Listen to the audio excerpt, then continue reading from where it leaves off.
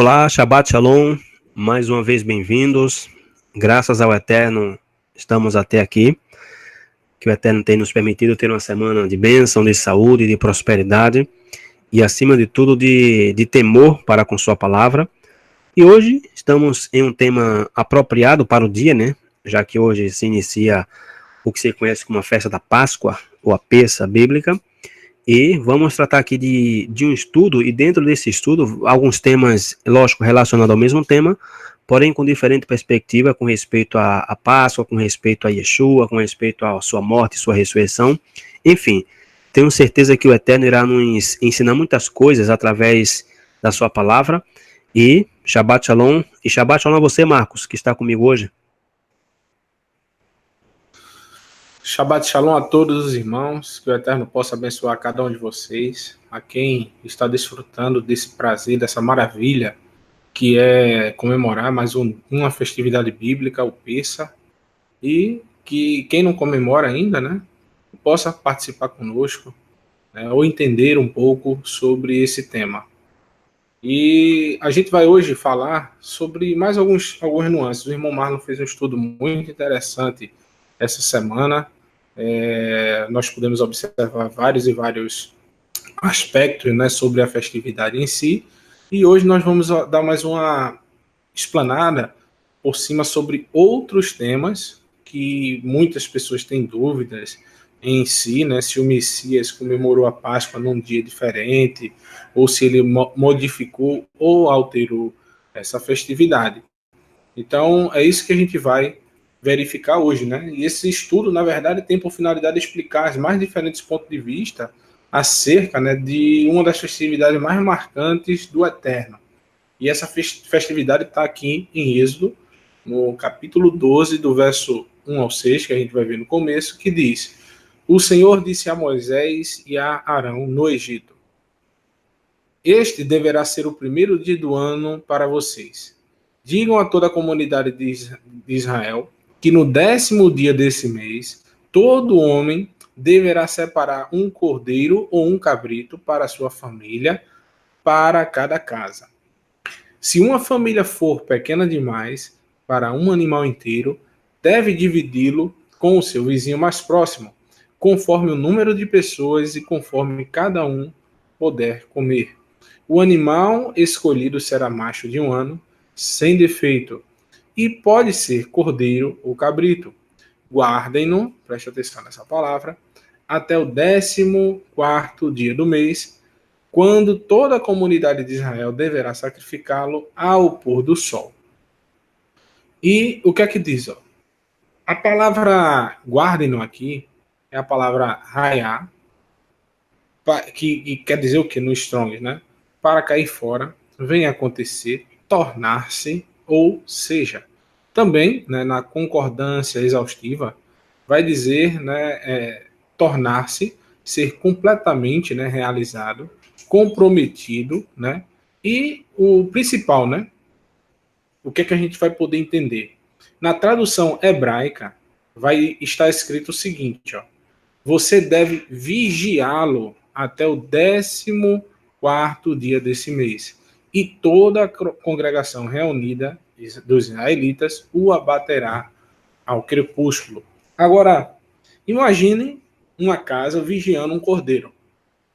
É uma cena assim meio que surreal, né? Não é um negócio tão aprazível. Mas se a gente observar na tradução, é como se a pessoa tornasse o cordeiro, ou seja, como se você estivesse ali literalmente vivendo, convivendo com o cordeiro, porque aquele cordeiro seria o responsável por lhe redimir, por lhe proteger, ou seja, o Eterno utilizaria aquele cordeiro como uma proteção para aquela família, ou seja, que aquela família iria tratar como esse cordeiro, aquela família iria espancá-lo, iria o tratar mal, ou iria literalmente fazer o máximo possível para que aquele cordeiro chegasse no dia de ser imolado com todo o seu gozo, com toda a sua saúde, com tudo que fosse necessário para que sua vida estivesse estendida, estivesse plena.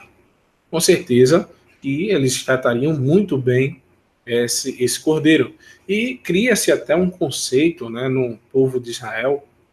A gente vê alguns comentários também rabínicos sobre isso, que falam que a partir desse costume do Pêssar, né, de cuidar do cordeiro, incluso no livro que a gente cita, né, sempre, que é o Manual dos Usos e Costumes dos Tempos Bíblicos, fala-se que alguns israelitas tomavam cordeiros como animais de estimação e esses cordeiros comiam na própria mesa com os israelitas, ficavam dentro de casa, entre outras séries de regalias. É como se fosse o pet hoje, né?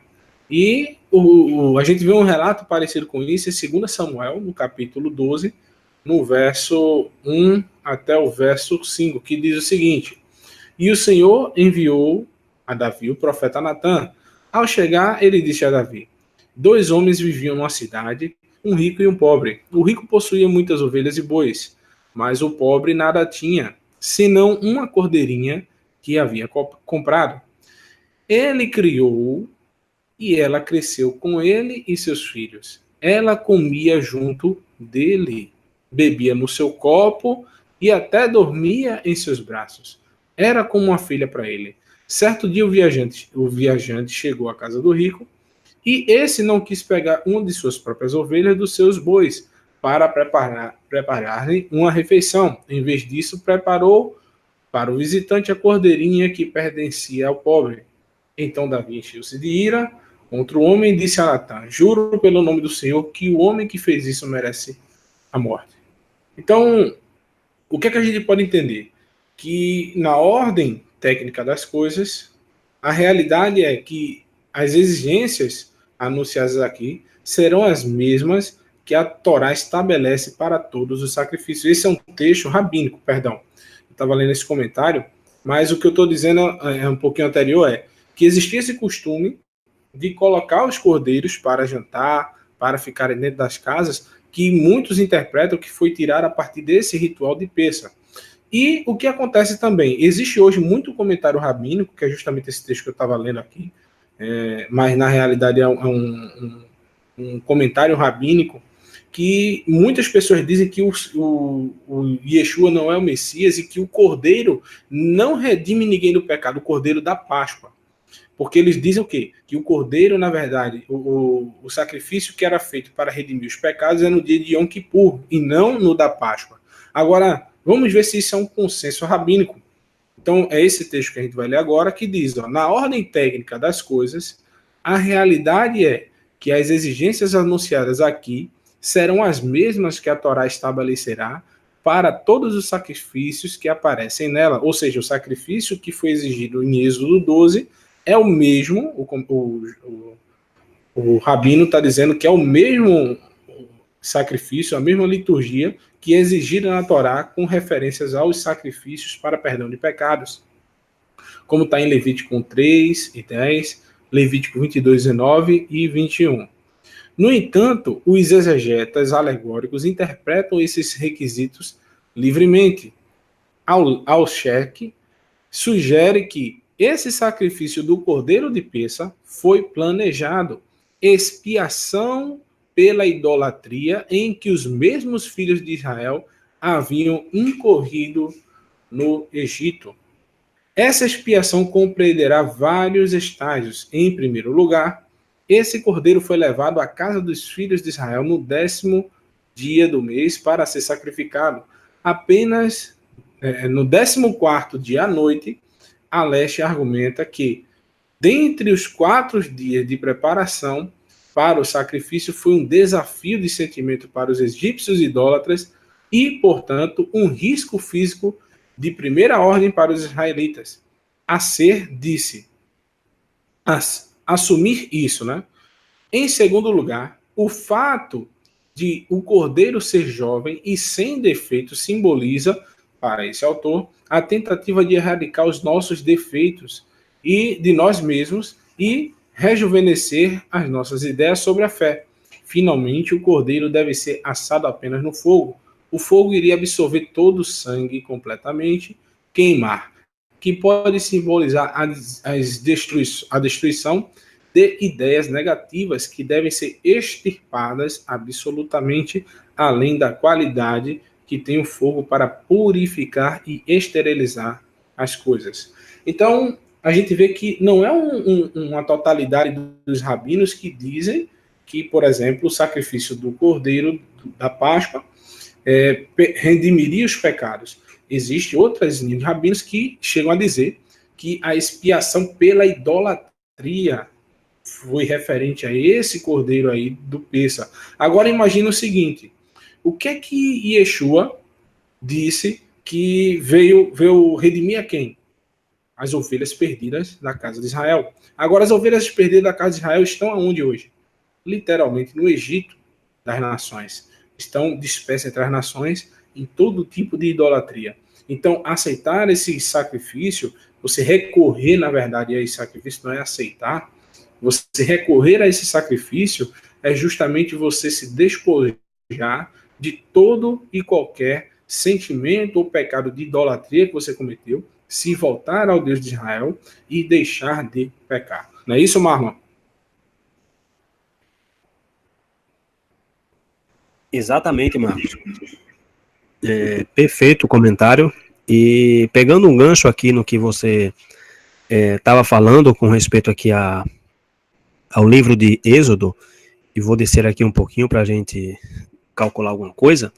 Em Êxodo capítulo de número 12, verso 6, é o que você enfatizou um pouco mais com respeito à palavra guardem-no, né, referente ao cordeiro que era criado praticamente com as pessoas a qual iria sacrificá-lo. E é interessante por quê? Porque aqui de uma perspectiva, vamos dizer assim, uma perspectiva messiânica, o objetivo direto da palavra guardem-no pode ser lido em hebraico como o Aleph Tav, né, combinado com a letra Vav, ou seja, significando o filho do homem, que é o primeiro e o último, porque de fato só existe um cordeiro de Deus que tira o pecado do mundo, e esse cordeiro é o nosso Messias, Yeshua. E quando nós olhamos atentamente para a Torá, a palavra Pêssar, ela é usada para falar sobre um cordeiro, né, ao invés de um feriado, ao invés de um dia. Por exemplo, em Êxodo capítulo 12, verso 21 disse: chamou, pois, Moisés a todos os anciãos de Israel e disse-lhes: escolhei e tomai vós cordeiros para as vossas famílias e sacrificai a Páscoa. Então, é interessante, por quê? Porque o próprio cordeiro, ele era o Pêssar do Eterno, como nós podemos ver aqui, e em muitos outros versos, onde se fala de comer o Pêssar, ou sacrificar o Pêssar. Então, o cordeiro, ele era central, ou seja, era uma parte central para a Pêssar, quando o templo estava de pé, e era a primeira coisa necessária no jantar. Agora, o cordeiro pascual, além de seu significado histórico na saída do povo de Israel do Egito, e também uma alusão messiânica, o cordeiro pascual anunciado, o que é Yeshua, nosso Messias, faria por nós no dia também 14 de Aviv, quando ele morreu na cruz. E, de maneira incrível também, o profeta Isaías, no capítulo 53, Isaías 53, no verso de número 6 e 7, diz o seguinte: todos nós andávamos desgarrados como ovelhas, cada um se desviava pelo seu caminho, mas o Senhor fez cair sobre ele a iniquidade de todos nós, ou de nós todos. Ele foi oprimido e afligido, mas não abriu a sua boca. Como um cordeiro foi levado ao matadouro, e como a ovelha muda perante os seus tosqueadores, assim ele não abriu a sua boca. Então, a imagem de um cordeiro inocente, um cordeiro imaculado, eram justamente símbolos de falar da inocência suprema do rei Messias, que morreria pelos pecados de Israel, e também do mundo de um modo geral, já que Israel estaria espalhado entre as nações. Né? Por quê? Porque no próprio verso de Isaías 53, verso 9, disse que ainda que nunca cometeu injustiça, nem houve engano na sua boca. Então o cordeiro, ele é um símbolo da pureza e da inocência, é uma submissão e uma doçura, e sem dúvida, a metáfora mais poderosa para nós escrevermos nosso mestre, ou seja, inocente sem mácula. Mas também Yeshua, além de ser inocente e de ser sem mácula, ele foi também submisso à vontade do Pai, para dar a sua vida por cada um de nós. Como diz, por exemplo, no verso 10 de Isaías 53, todavia, ao Senhor agradou moê-lo, fazendo-o enfermar. Então não é uma coincidência que tudo isso aqui, irmãos, ocorreu naquele dia 14 de Aviv ou nos dias anteriores. Ou seja, e existem numerosos paralelos entre o Cordeiro Pascual e entre Yeshua. E sem dúvida alguma, toda a morte de Yeshua foi planejada pelo Eterno. Ou seja, e foi planejada, segundo o apóstolo Pedro, desde antes da fundação do mundo. E, portanto, sua morte não tão, ou seja, é tão semelhante ao que aconteceu com o Cordeiro da Páscoa e a sua capacidade também de libertação. Então, vejamos aqui alguns paralelos ou algumas características que nós podemos ver com respeito ao Cordeiro, ok? Ao Cordeiro prefigurado, por exemplo, na morte do Messias Yeshua. Vemos aqui um ponto que o cordeiro deve ser macho, olha que interessante, sem defeito, e ele tinha que provar estar sem defeito, ou seja, aqui em hebraico a palavra tamim, isso está em Êxodo 12:5. Então Yeshua, ele era sem defeito e foi testado também, porque o cordeirinho animal, também tem que provar, ele tinha que ser testado se ele era sem defeito ou não. Da mesma forma foi Yeshua, foi testado, foi vigiado, por assim dizer, né, por diferentes grupos que compõem o judaísmo do primeiro século, os herodianos, os fariseus, os saduceus, e encontraram alguma falha em Yeshua? Não. Então, em 1 Pedro, no capítulo 2, no verso 21 e 22, Pedro diz o seguinte: porque para isto sois chamados, pois também o Messias padeceu por nós, deixando-nos o exemplo, para que sigais as suas pisadas. Ok? Então vejam aqui que Pedro já diz aqui que o Messias padeceu, e nós somos chamados também para isso. Ou seja, nós não fomos chamados para ter uma vida super confortável. Ok? Também somos chamados a padecer as mesmas aflições que o Messias padeceu. Disse o verso 22, o qual não cometeu pecado, nem na sua boca se achou engano. E em Mateus 22:46 disse, e ninguém pôde responder-lhe uma palavra, nem desde aquele dia ousou mais alguém interrogá-lo. Então, da mesma forma, o sangue de Yeshua nos libertou do poder do pecado, e agora estamos livres para podermos servir ao Eterno. Assim como não houve morte, como não houve, por exemplo, engano, ok? Não houve pecado, não houve nenhuma falha em Yeshua ou na casa onde o sangue do Cordeiro estava. Então, se nós estamos no Messias e se seu sangue nos purificou, então não haverá morte eterna para nenhum de nós, como nos é dito. Por exemplo, em Romanos, capítulo número 8, diz o seguinte, que não há nenhuma condenação para aqueles que estão no Messias Yeshua. Paulo fala em Romanos que libertos do pecado, tornaste servo da justiça. E no mesmo capítulo 6 de Romanos, por ali eu acho que é verso 22 a 23, que Paulo fala que agora que nós somos libertos do pecado e nos fez servo de Deus, também temos o fruto da santificação e o fim da vida eterna. Então, são justamente os principais paralelos entre o Cordeiro Pascual e entre Yeshua, com todos os filhos de Israel que saíram do Egito por meio do Cordeiro da Páscoa, no primeiro resgate, tanto israelitas como gentios, têm que sair do nosso Egito, ok? Tendo sido libertados da condenação do poder do pecado no começo da segunda redenção. Então, nós não podemos deixar de ser eternamente gratos ao Eterno por essa grande salvação, por essa grande libertação, por essa grande redenção expiatória que o Messias fez por nós através justamente do seu sangue, e bendito seja o Eterno por nossa liberdade. Então, a Pessa, ok, é justamente, existem duas lembranças para a Páscoa, para a Pessa. A primeira é a liberdade física dos filhos de Israel, da terra do Egito, e isso deve ser sempre lembrado por todos os crentes em Yeshua. Ok? E a liberdade do Egito, ela foi o que marcou o início da história da redenção de Israel. O povo escolhido para ser uma nação santa e também um canal de bênção para Israel e para também o mundo. Ok, Marcos? Ok, meu irmão, tranquilo. E realmente, o Messias é a nossa porta de salvação. Ele mesmo diz, né, que é a porta e não há outra entrada, não há outra saída, e a não ser por ele. E a pergunta que nós vamos fazer agora é bastante dura, né? Afinal, você tem o sangue do Messias nos umbrais da sua porta. Quem passa quem conhece você, quem tem um convívio com você, sabe que você é um servo do Messias, segundo os seus ensinamentos, porque esse sinal era visto por todos os egípcios, o sangue do cordeiro nas portas. Então, todas as pessoas tinham essa visualização, eles poderiam verificar a qual Deus eles serviam. Era um Deus que justamente condenava as práticas idólatras deles, que eles idolatravam inclusive esse animal. E o que acontece? O que é que a gente pode subentender nisso? Hoje em dia, quando você é questionado sobre a sua fé, você omite ou você mostra às pessoas?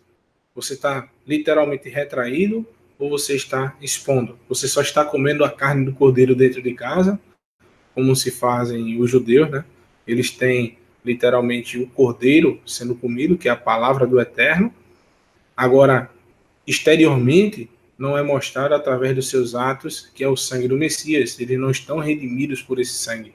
Da mesma forma somos nós, que muitas vezes não expomos a nossa fé por vergonha, por medo, por qualquer coisa que seja. Então, em Êxodo 12, verso 7 ao 10, diz: passem então um pouco de sangue nas laterais e nas vigas superiores das portas da casa, nas quais vocês comerão o animal. E tem um detalhe importante, né? O sangue era passado em cima das portas, né? Você não vê que era passado em toda a porta, incluso no chão. Porque se você passasse no chão, você literalmente poderia pisar no sangue do cordeiro. Então, hoje muitas pessoas estão fazendo isso, né? Chegam-se à fé e depois de algum tempo começam a questionar o Messias e aí já começam a pisar literalmente seu sangue. E naquela mesma noite comerão a carne assada no fogo, juntamente com ervas amargas e o pão sem fermento. Não comam a carne crua, nem cozida em água, mas assada no fogo, cabeça e pernas e vísceras. Não deixe sobrar nada até pela manhã. Caso isso aconteça, queimem o que restar. Então, logo o jantar do Pêssego, né, necessariamente precisa se cumprir esses requisitos. Lembre-se que a lei de Moisés não podem ser alteradas, nenhuma dos mandamentos. Que está escrito em Deuteronômio 4:2, nada acrescente às palavras que lhe ordeno, e delas nada retirem, mas obedeçam os mandamentos do Senhor, o Deus de vocês, que eu lhes ordeno. Também João 10:35 diz: pois se a lei chamou deuses aqueles a quem a palavra foi dirigida, e a escritura não pode ser anulada, o próprio Yeshua fala que o Antigo Testamento, a escritura, não pode ser anulada. E esse texto mais famoso, né, nós que estamos em Techuvá, não cuideis que vim destruir a lei aos profetas, não vim abrogar, mas cumprir. Sendo assim, Yeshua, para cumprir a Páscoa, conforme as Escrituras, deveria. Vamos lá. Yeshua e os apóstolos deveriam ter escolhido o cordeiro no dia 10 de Aviv, preparar o cordeiro no dia 14 de Aviv, às 15 horas da tarde, justamente a hora que Yeshua foi morto. Comer ervas amargas e pães sem fermento. Logo fica o questionamento. Isso aconteceu no jantar antes da morte de Yeshua? Por que nós estamos perguntando isso? Um dos motivos de fazermos esse vídeo é justamente algumas pessoas que perguntam e relatam que o Messias mudou a forma do jantar do Pêssego, da festividade, que ele comemorou um dia antes, ou que comemorou 2 dias antes, enfim. Tem várias nuances disso. E a gente tem, por esse estudo, mostrar que o Messias, para poder cumprir a festividade de Pêssego, para dizermos que ele estava no jantar de Pêssego antes da sua morte, ele tem que cumprir esses requisitos que a gente está listando aí, esses 4 tópicos. E em Lucas 22, no verso 7, vai ser dito o seguinte: chegou, porém, o dia dos ázimos. Aí Lucas está dizendo o quê? Que é o dia dos ázimos. E muitos dizem: olha, irmão, tá vendo que era o dia dos ázimos? Porque o dia dos ázimos é o dia 15 de Abibe. Mas, se a gente observar na literatura judaica, na própria escritura, lá em Levítico 23, vai notar que o dia dos ázimos, na verdade, é o primeiro dia, o dia 14 de Abib, onde se inicia, na realidade, esse dia do Pêssah, o dia do Cordeiro, onde importava-se se imolar o Cordeiro. Tanto que o apóstolo Lucas ele vai dizer o seguinte, em que importava sacrificar a Pêssah. Agora, o dia dos ázimos, sacrificar a Pêssah é justamente o dia 14 de Abib, às 15 horas em média, que era feito o sacrifício, e esse cordeiro era morto, era pelos sacerdotes, e ele era levado até os sacerdotes, e nas casas ele era imolado. E essas pessoas comiam o cordeiro justamente nessa festividade. Agora, o que acontece? O primeiro dia dos ázimos é justamente o dia 14 de Abib. É uma festa só. A festa, na verdade, é o dia 15 de Abib. É a festividade do Pêssah. E no verso 8 diz, e mandou a Pedro e João, dizendo, ide, preparai-nos a Pêssah, a Páscoa. Agora, o irmão Marlon acabou de dizer, mais acima, que a Páscoa é o quê? O cordeiro. Preparar o cordeiro para que comamos. Agora, no contexto aí, quem era o cordeiro? Era o Messias e Yeshua. O que é que o Messias está dizendo? Que uma noite antes, justamente quando se iniciava o dia 14 de Abib, o que é que o Eterno, a gente tinha visto mais acima aí, qual era o costume judaico? De que esse cordeiro era trazido para dentro da sua casa e você comia com o cordeiro. Entendeu? Então, não que o cordeiro era comido. Então, quando está sendo dito, ide e preparai-nos o cordeiro, não leia aqui Páscoa, leia o cordeiro, é justamente que esse cordeiro, o Messias, seria preparado pelos apóstolos. Continuando, no verso 9. E lhes perguntaram, onde queres que a preparemos? E indo eles, acharam como havia sido dito. E prepararam o quê? A Páscoa. Mas, se a gente subentender, como a gente entende aí, viu mais acima, prepararam, mude o artigo aí de A para o cordeiro. Prepararam quem? O Messias. E chegada a hora, pôs-se à mesa com ele os 12 apóstolos. E disse, desejei muito comer convosco esta Páscoa, antes que padeça. Agora a pergunta é, segundo o que muitos alegam, é que o Messias comeu a Páscoa, comeu o cordeiro. Agora, como é que o Messias comeu o cordeiro? Se o cordeiro precisava ser levado ao sacerdote, ele era abençoado em si, e era feito o sacrifício desse cordeiro. Como é que o Messias ia chegar no dia 13 de Abib, à tarde, antes do dia 14, fazer a bênção do cordeiro? O sacerdote ia simplesmente dizer a ele, olha, infelizmente, você está comemorando no dia errado. Que Messias é esse aí? E não sabe nem quais são os dias de adoração, qual é o dia da festividade. Porque iria ser feito algo fora da data. E o Messias não podia fazer isso. Então, o Messias está dizendo aqui, desejei muito comer convosco esta Páscoa. Ou seja, que o desejo do Messias foi esse. É o que a gente vai ver mais adiante. Tanto que, se a gente entender que o Messias comeu o cordeiro, comeu a Páscoa no dia 14, no caso, no início logo do dia 14 de Abib, o que é que está dizendo aqui em João 13, verso 1? Diz, ora, antes da festa da Páscoa, sabendo Yeshua que já era chegada a sua hora de passar deste mundo para o Pai, como havia amado os seus que estavam no mundo, amou-os até o fim. É justamente, irmãos, esse jantar antes, preste atenção, antes da festa da Páscoa, que o Messias fez um jantar com seus apóstolos, e é justamente onde aquela casa ali, vamos botar entre aspas, estava cuidando do cordeiro, estava deixando o cordeiro feliz, estava vigiando o cordeiro, estava tendo intimidade com o cordeiro que mais adiante seria sacrificado em seu favor. E no verso 2 diz, e acabada a ceia, note-se que não está se falando da ceia de Pêssah, tendo o diabo posto no coração de Judas Iscariotes, filho de Simão, que o traíra, e Yeshua, sabendo que o Pai tinha depositado nas suas mãos todas as coisas, que havia saído de Deus e ia para Deus. Então, existem, né, lógico, algumas aparentes contradições em Lucas, no caso, no apóstolo Lucas. No texto que ele escreveu, dá a entender que Yeshua e os apóstolos comemoraram o jantar de Pêssah, mas na realidade, se dissermos isso, teremos um grande problema, pois se isso aconteceu, Yeshua é um falso Messias, pois ele alterou as ordenanças da lei de Deus. Em João, a gente vai entender isso, em João 13, 28, vai dizer o seguinte: mas ninguém à mesa entendeu por que Yeshua disse isso, visto que Judas era o encarregado do dinheiro. Alguns pensaram que Yeshua estava dizendo que comprasse o necessário para a festa. Opa, se eles já estavam fazendo a festa de Pêssah, por que eles pensaram no jantar que Judas saiu para comprar alguma coisa para a festa?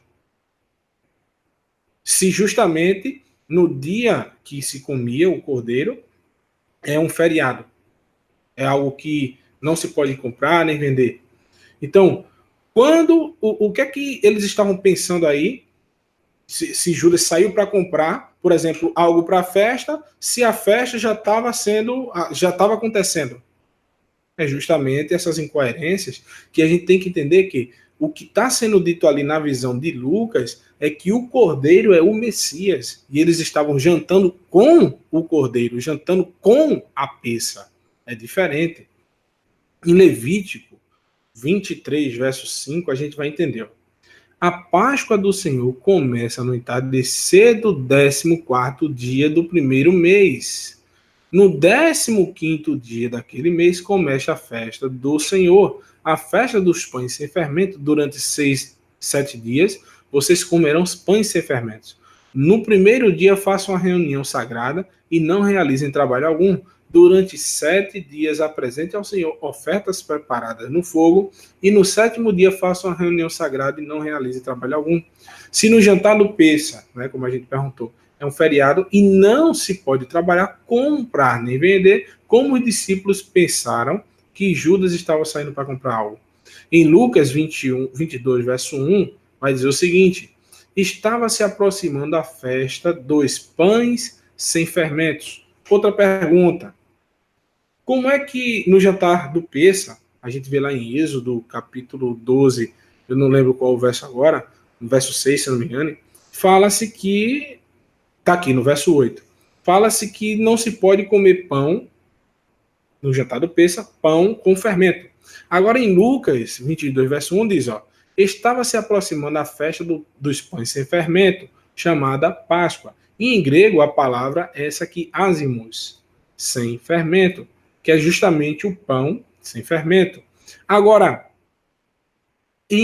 no mesmo livro de Lucas, mais adiante, no jantar mesmo, quando Yeshua partiu o pão, diz, tomando o pão, deu graças, partiu e deu aos discípulos, dizendo, isto é o meu corpo dado em favor de vocês, façam isso em memória de mim. Agora, a palavra pão aqui não é ázimos. A palavra pão aqui é artos, pão levedado. Ou seja, Yeshua, se ele tivesse comendo Pêssah, o jantar de Páscoa, ele estaria comendo um pão, com certeza, sem fermento. Agora, não existe proibição de você comer pão com fermento um dia antes do Pêssah. Existe a proibição de comer no dia de Pêssah, entendeu? Então, tanto que em Êxodo 12 a gente diz, naquela mesma noite comerão a carne assada no fogo, juntamente com ervas amargas e pão sem fermento.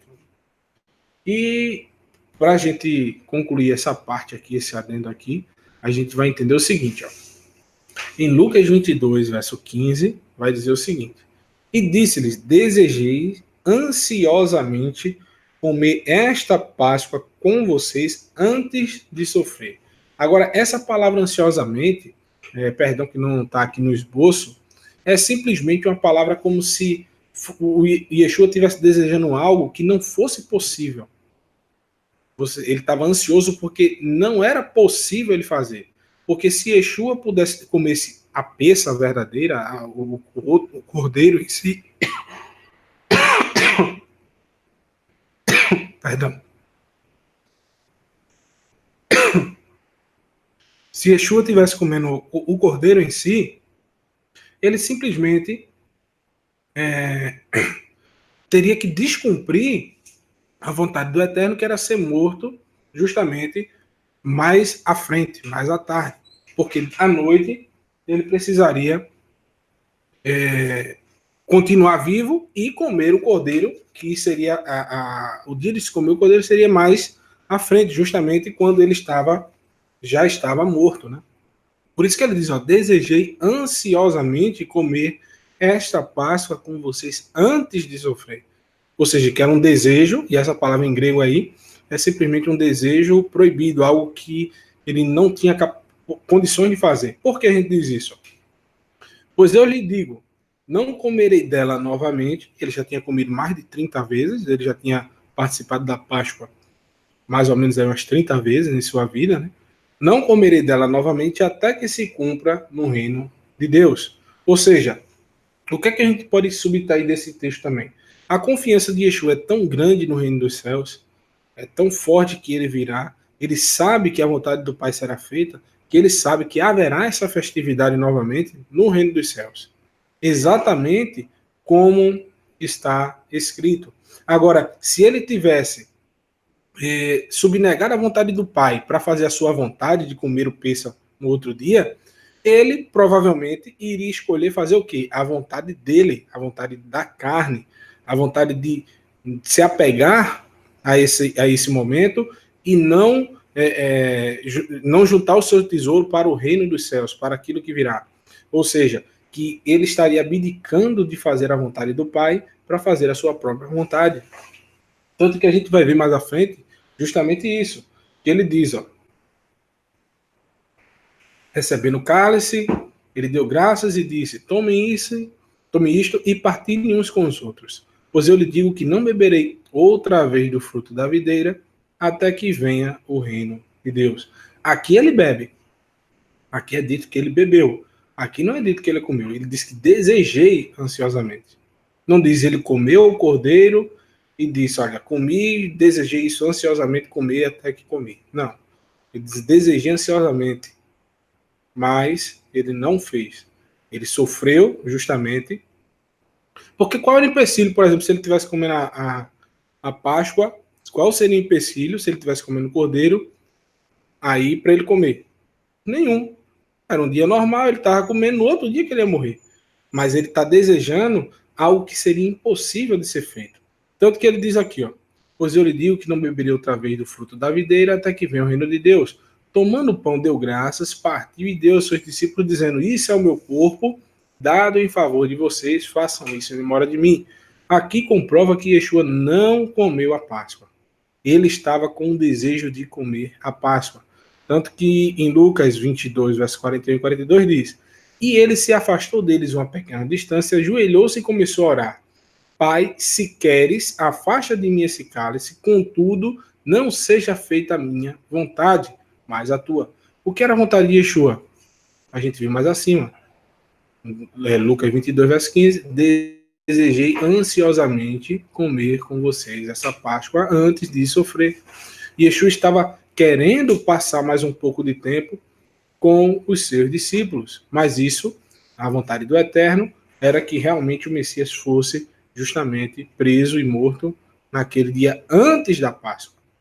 Tanto que em 1 Coríntios, a gente vai entender agora também, né, a questão que muitos falam da Santa Ceia, né, e existe sim uma ceia, que é justamente essa que a gente comemorou hoje, onde se celebra, né, esse jantar que o Messias celebrou com os apóstolos, que diz, de sorte que quando vos ajuntais num lugar, não é para comer a ceia do Senhor, ou seja, a ceia que o Messias instituiu.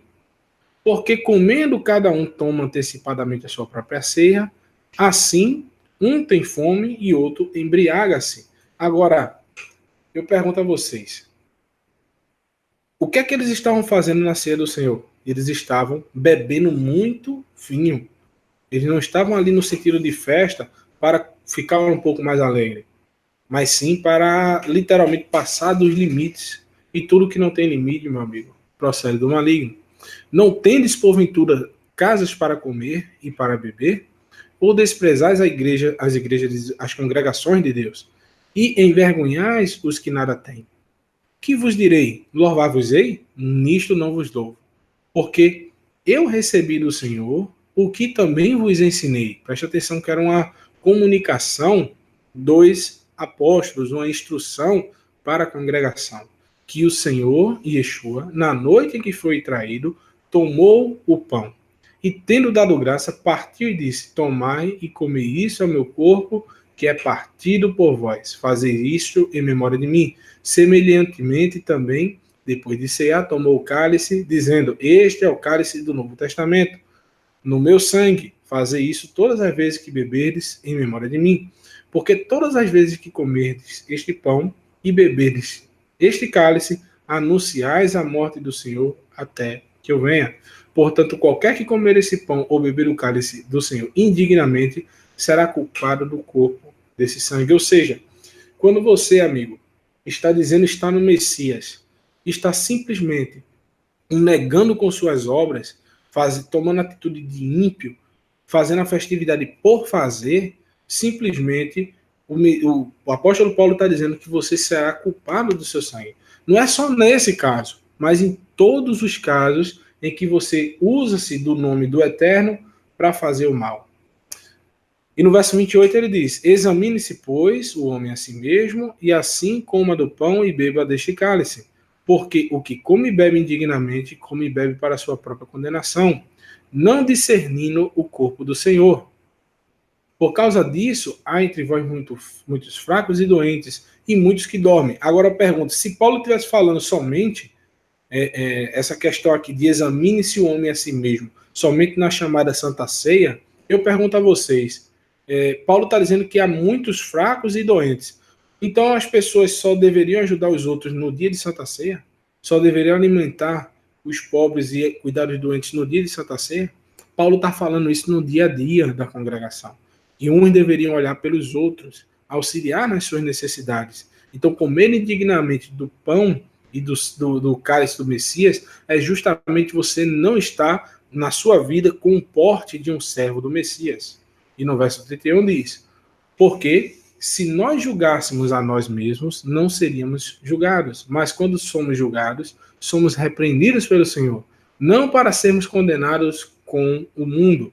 Portanto, meus irmãos, quando vos ajuntais para comer, esperais um pelos outros. Mas se alguém tiver fome, coma em casa, para que não vos ajuntais para a condenação. Quanto às demais coisas, ordenei-as quando for. Então, a pergunta que eu faço é: há alguma menção aqui, nessa instrução de Paulo, sobre alguma Páscoa? Exatamente que não, porque esse jantar do Senhor, que Paulo está chamando, é o jantar em memória do Messias, que é antes da Páscoa, como o apóstolo João disse, antes da Páscoa. Ou seja, é um dia antes do Pêssego, onde o Pêssego era comido, né? Porque não seria possível comer o Pêssego se o Pêssego foi morto às 15 horas do outro dia.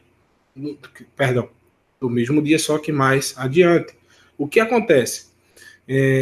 Existem, né, nas escrituras também, várias celebrações que são criadas pelo próprio povo para, como é que eu posso dizer, para enaltecer um milagre que o Eterno fez.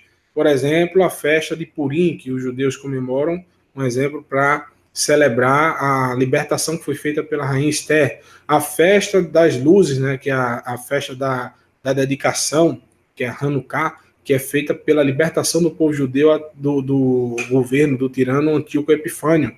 E o Messias comemorava essa festa. Da mesma forma, esse jantar do Messias, que foi feito antes da sua morte, é uma celebração para todos nós. Então, até aqui a gente não viu nesse jantar dizendo que foi o Pêssego, ou que foi substituído a forma de celebração da Páscoa. E em 1 Coríntios 5, versos 7 e 8 diz: alimpai-vos, pois, do fermento velho, para que sejais uma nova massa, assim como estáis em fermento, porque o Messias, nossa Páscoa, foi sacrificado por nós. Por isso, façamos a festa. não com o fermento velho, nem com o fermento da maldade e da malícia, mas com o asmo e da sinceridade e da verdade. Ou seja, o apóstolo Paulo está ordenando também que nós comemoremos o quê? A festa da Páscoa, a festa dos ázimos. Agora, o irmão Marlon fez uma ilustração muito boa no estudo dessa semana sobre a questão do fermento, né, que são doutrinas. Existe o fermento da própria Escritura, que vai levedar tudo, o mundo inteiro, e trazendo muitas pessoas para a salvação. E existe o fermento do maligno também, que faz com que o pecado seja crescido e aumentado. Como o irmão sempre cita, né? No judaísmo eles têm um conceito muito interessante sobre o pecado e sobre a justiça. Diz que um pecado chama outro pecado, e um ato de justiça vai chamar outro ato de justiça. É isso, meu irmão? Perfeito, Marco, perfeito. E já que você falou da parte prática, da parte técnica do estudo, né, vamos agora falar um pouco da parte, vamos dizer assim, da parte espiritual, da parte do que se pode associar a Páscoa com o Messias. E é curioso por quê? Porque existe um conceito, por exemplo, dentro do próprio judaísmo, de que o Messias também, ele, além de ser o Messias leproso, tem o Messias Ben Yosef, tem o Messias que sofre, enfim. Porém, tem um conceito de um Messias que se conhece como o Messias manco, ou seja, o Messias coxo. E por quê? Primeiramente que ao prepararmos nossos corações para a Páscoa, nós não podemos esquecer que o verbo hebraico para Pessah, que muitas pessoas pensam que a palavra Pessah significa somente passar por cima, né, como que o anjo da morte passou por cima das casas que estavam marcadas com sangue. Lógico que a palavra Pessah também significa isso, porém não necessariamente somente passar por cima. Porém que a palavra Pessah, ela também significa mancar, ok? Vem do verbo também mancar, aludindo, por exemplo, ao quê? Ao calcanhar do Messias que foi ferido na batalha por nossa salvação.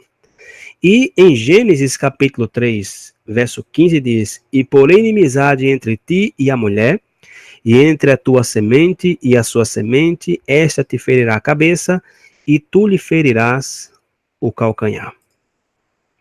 Então, em João capítulo 3, verso 14 ao 17 diz: E como Moisés levantou a serpente no deserto, assim importa que o Filho do Homem seja levantado, para que todo aquele que nele crê não pereça, mas tenha vida eterna.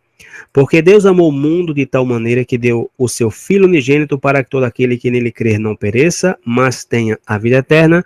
Porque Deus enviou o seu Filho ao mundo, não para que condenasse o mundo, mas para que o mundo fosse salvo por ele.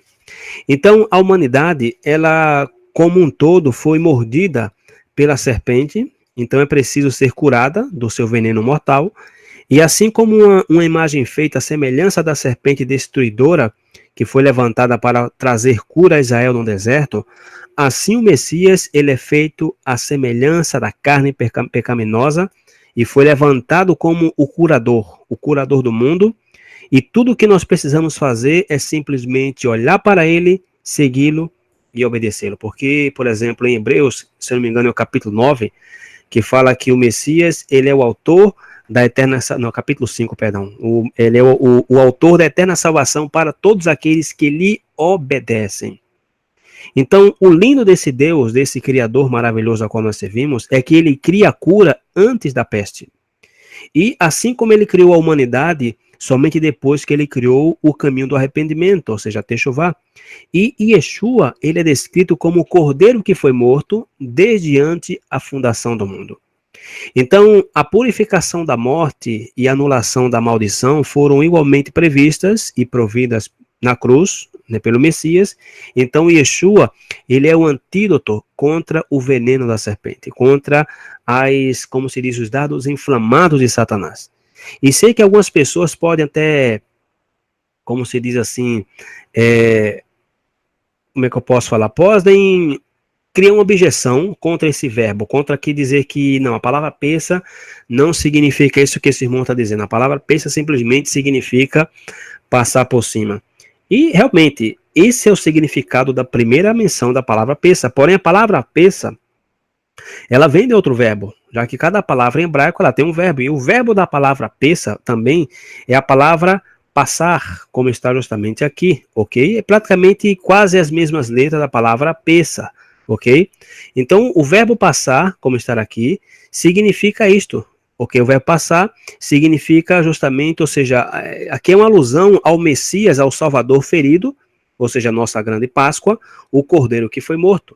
Porém, é evidente que a raiz dessa palavra pesar, não peça, ok? Pesar, pode significar, ou passar, perdão, coxo ou manco como resultado de uma ferida.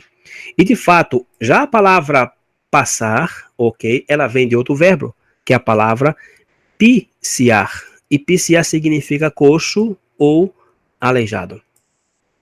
Por exemplo, nós lemos em Levítico capítulo 21, verso 18 o seguinte: pois nenhum homem em que houver alguma deformidade se chegará, como homem cego ou coxo. E aqui está a palavra do verbo peça, ok? A palavra peciar, ok? E diz o seguinte: ou de nariz chato, ou de membros demasiadamente compridos. E por que um Deus tão justo, tão amoroso, tão carinhoso, proibiria alguém com defeito, com deformidade física, entrar no templo? A razão óbvia era que, imagine você hoje, por exemplo, estando em uma reunião, uma igreja, vamos supor assim, e entra aquele rapaz que é muito famoso aí na internet, que ele não tem braço e não tem pernas, ele é evangélico, cristão, e ele sai dando conferências pelo mundo afora. Ou seja, quando um homem daquele entrasse no templo, sem braço, sem cabeça, ou aquele homem, por exemplo, que também apareceu aí na internet, que ele é de cabeça para baixo, ou seja, umas perninhas bem pequenas, as pernas, não sei se é pra... Enfim, é uma coisa assim totalmente esquisita de ver. Toda a atenção do culto seria para aquele homem deformado ali. Então, não é porque Deus é racista ou que preconceituoso, não. É porque o culto simplesmente tem que ter toda a atenção ao eterno. Ok? Então, aqui em Levítico 21, verso 18, nós vemos a mesma palavra para coxo, que é a palavra que está conectada com o verbo peça. Em 2 Samuel 19:13 disse: morava, pois, Mefibosete em Jerusalém, porquanto sempre comia à mesa do rei e era coxo, ok? A palavra passar, ok? Ou peciar também. E disse que era coxo de ambos os pés. 2 Samuel 4:4 disse: sucedeu que, apressando-se a fugir, ele caiu e ficou coxo. E o seu nome era Mefibosete. Então, há vários usos, né, dessa palavra passar, que explicitamente significa coxo ou significa manco. Em 1 Reis, capítulo 18, verso 21, diz: então Elias se chegou a todo o povo e disse: até quando coxeareis? E a palavra coxeareis está conectada mais uma vez com a palavra pesar, ok? Ou passar.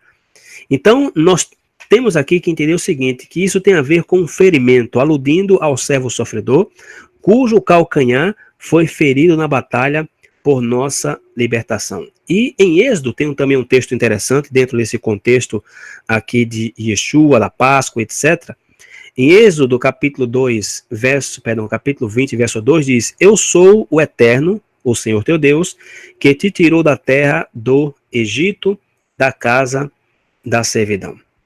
Então, a história da redenção de Israel no Egito serve como uma alegoria tanto da salvação universal prometida no Jardim do Éden, isto é, do Cordeiro que foi morto desde antes da fundação do mundo, e também é uma alusão da revelação do ministério sacrificial de Yeshua como Messias prometido a Israel. Então, Yeshua é tanto o Salvador do mundo, quanto o verdadeiro Rei e Libertador de Israel. E por quê? Porque assim como foi através da dúvida de Eva na bondade do Eterno, que Satanás, ele obteve a vantagem sobre Eva. Ou seja, que uma pessoa que ela não está bem firme, ou não está muito familiarizada com a palavra de Deus, entre menos você conheça da palavra de Deus, mais chance você tem de ser enganado pelo diabo.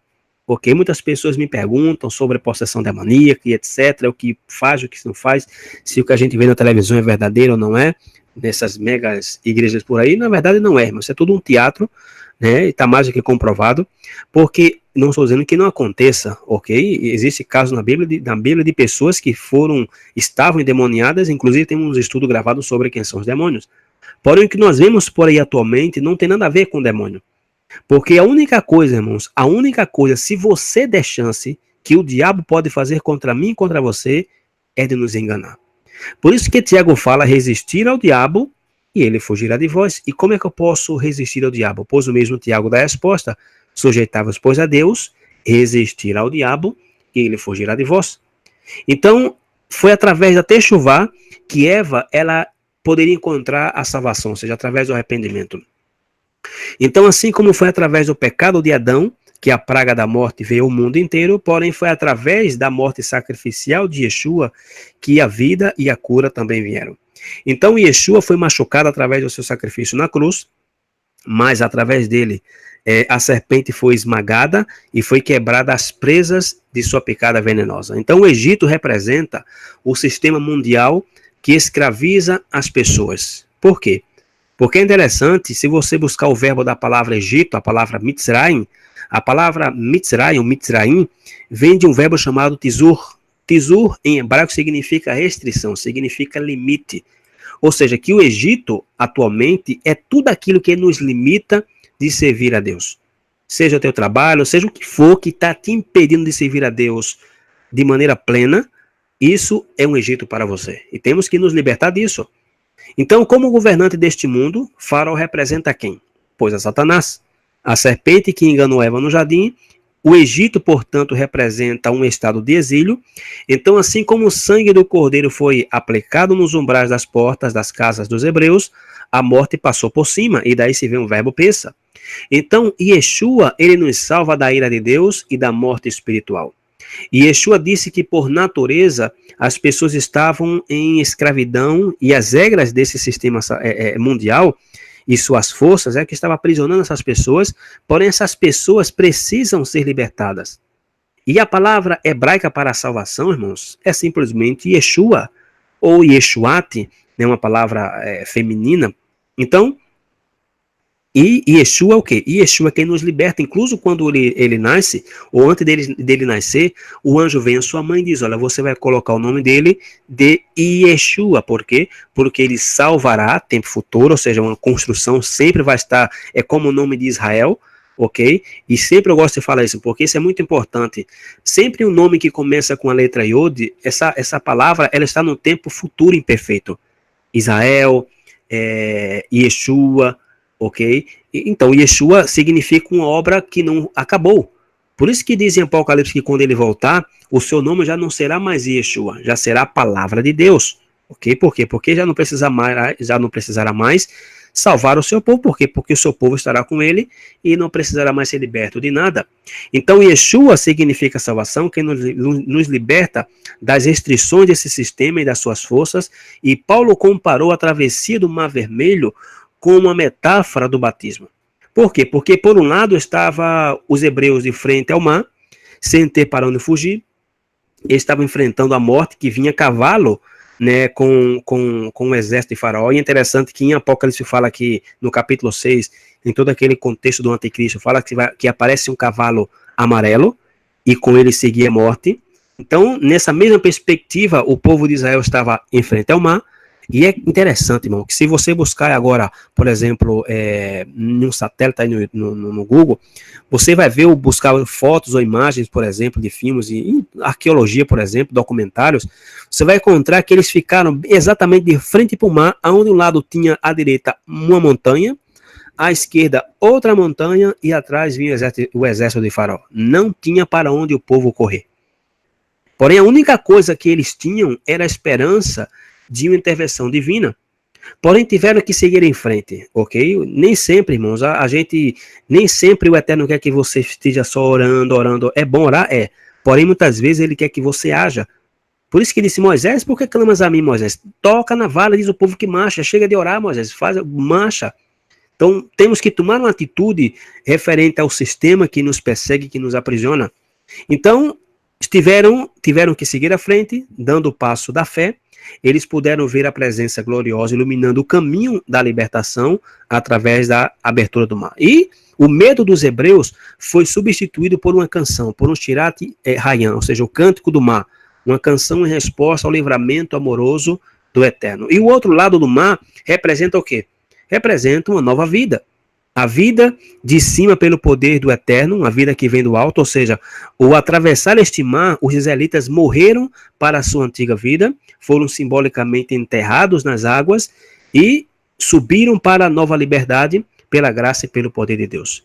Então, assim como os israelitas foram libertados da tirania de Faraó quando atravessaram o mar, sendo batizados na morte das águas, para que uma pessoa renasça para servir a Deus em liberdade, pois essa pessoa precisa de quê? De Yeshua. Ela precisa de um Goel, de um Redentor, de um Libertador, de uma salvação, sendo assim batizados em sua morte e renascer para a vida, para servir a Deus da forma em que ele estabeleceu. Então, Marcos, tem mais alguma coisa para comentar? Não, meu irmão, por mim tá tranquilo. Realmente, o Messias, né, na realidade, ele veio para todos aqueles que querem, né? Hoje a gente vê, infelizmente, a gente que tem acesso a muitas pessoas, né, que vêm conversar conosco, muitos, na verdade, vêm para testar conhecimento, né? A gente tem uma esperança de, muitas vezes, trazer essa pessoa para o conhecimento da verdade, mas acaba se decepcionando com tantas perguntas sem fundamentos, que não chega a fim nenhum, né? Na verdade, vai um debate sem fim, você mostra uma coisa, mostra outra, e não se foca literalmente ao Messias, que é justamente como você passou para todos nós aí agora, essa visão de que nós estamos literalmente no exílio, o Eterno está disposto a abrir o mar para todos nós, para que nós simplesmente possamos dar um passo à frente, nos despojar de todo esse mundo que nós conhecemos, que literalmente hoje o sistema religioso em si, ele trabalha de uma forma de assimilar o mundo para dentro da igreja, é transformar as práticas mundanas em algo, como se diz hoje, gospel, né? Eu vi até uma mensagem que dizia o seguinte, né? Música gospel, roupa gospel, pagode gospel, um monte de coisa gospel, criando crentes gospels para o inferno gospel. Então, é isso aí que eu queria só comentar, meu. É verdade, amigo. Cada vez mais temos que nos apegar à palavra de Deus e seguir adiante, irmãos. E não olhar justamente para as dificuldades que nos aparecem, porque se nós temos Yeshua, pois nós temos tudo. E entrando agora em um tema para a gente concluir, um tema assim que é muito polêmico, né? Assim, porém é um tema que pode ser tratado de uma maneira suave, sem menosprezar quem creia, quem não creia. Porém, existem temas na Bíblia, irmão, que nós não podemos assim dizer assim, a quem crê, que crê assim. Por exemplo, se você crê, vamos supor, numa interpretação de um texto, por exemplo, com respeito ao que significa o espinho na carne de Paulo, bem, isso aí realmente abre espaço para uma interpretação, porque a Bíblia não especifica o que é. Porém, quando se trata de mandamentos, por exemplo, não tem essa história de que o Shabat você entende como quer, não. O Shabat está escrito como tem que ser. E no caso da morte do Messias, existem várias especulações, né, com respeito ao dia, principalmente no setor cristão, ok? Porque quem já está nesse movimento, nesse renascer, por assim dizer, das raízes hebraicas da fé, regresso às veredas antigas, como Marcos bem falou no começo do estudo, o cordeiro deveria ser morto no dia 14 de Aviv. Ok? Então, Yeshua, ele não morreu numa sexta-feira santa.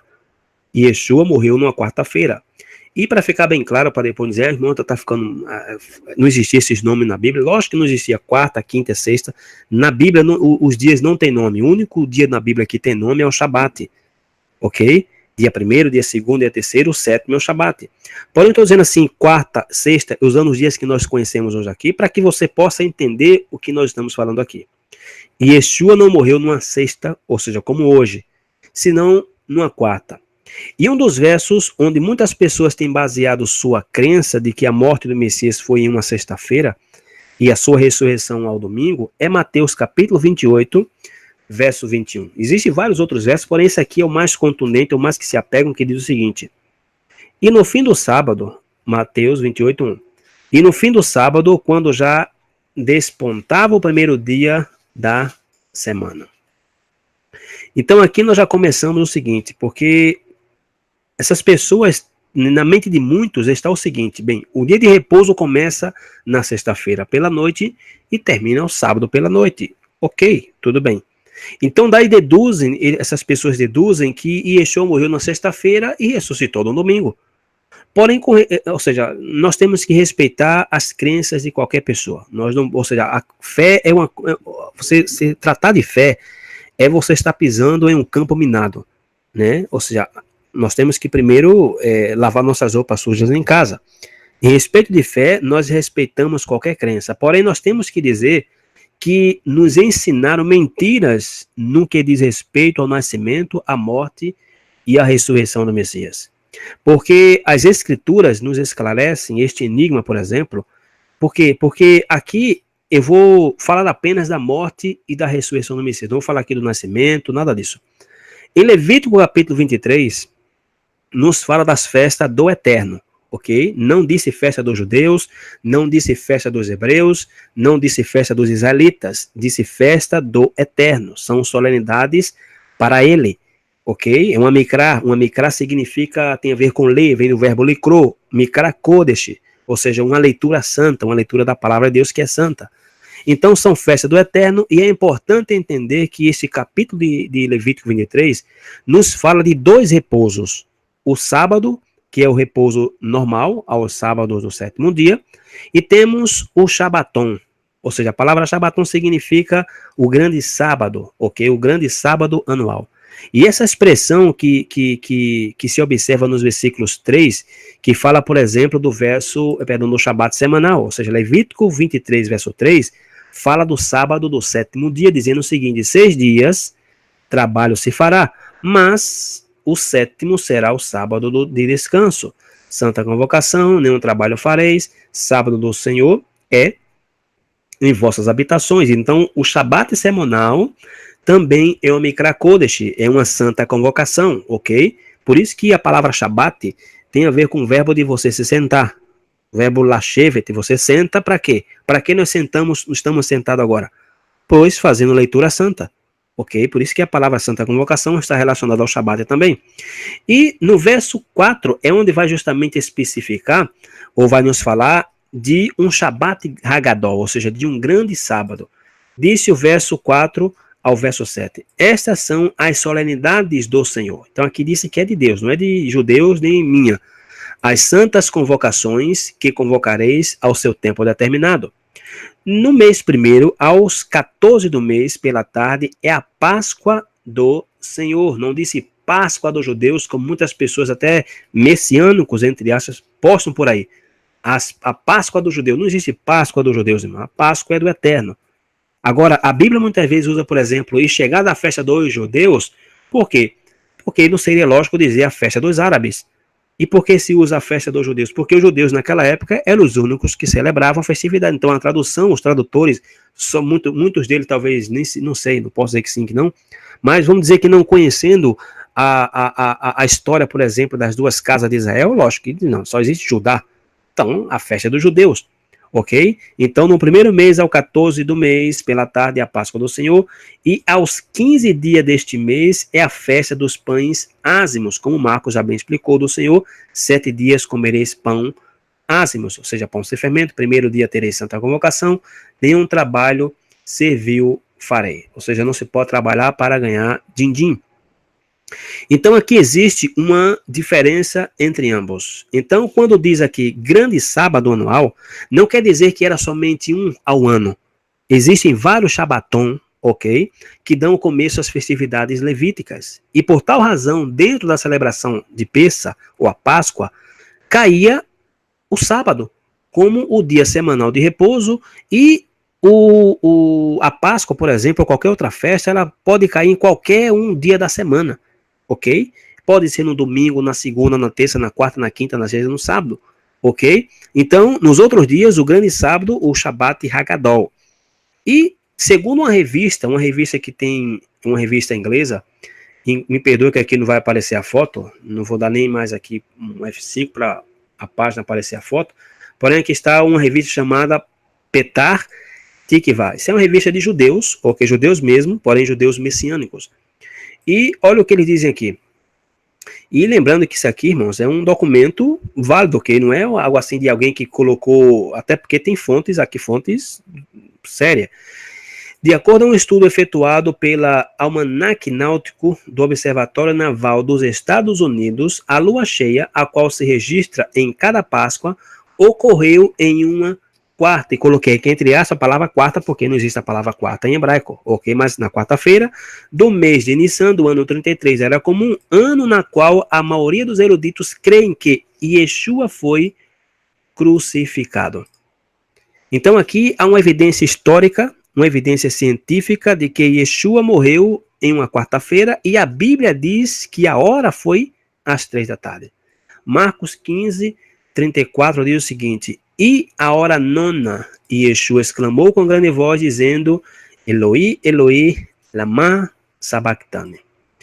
Então, o dia em hebraico se conta de 24 horas, 12 horas pela manhã e 12 horas pela noite. A primeira hora saindo o sol é o que nós conhecemos aqui como, por exemplo, às 6 da manhã.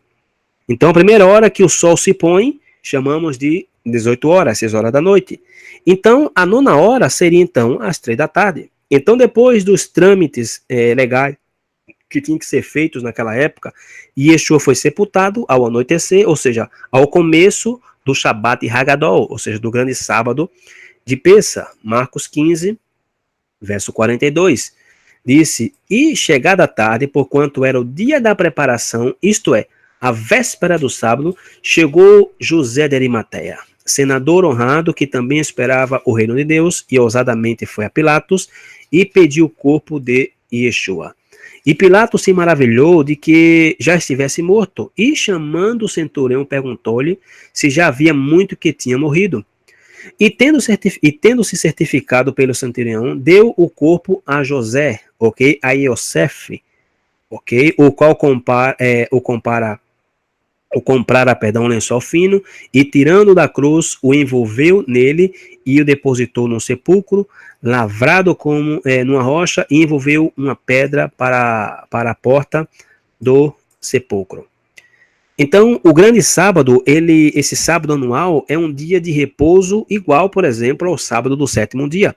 Qualquer dia, qualquer festividade, por exemplo, a próxima festa que vamos celebrar, por exemplo, o final dessa festa agora vai ser de quinta para sexta, ok? Então, quer dizer o quê? Que na sexta-feira é um Shabat também, ou seja, é um dia de descanso. Por quê? Porque não interessa se vai cair no domingo, na segunda ou na terça.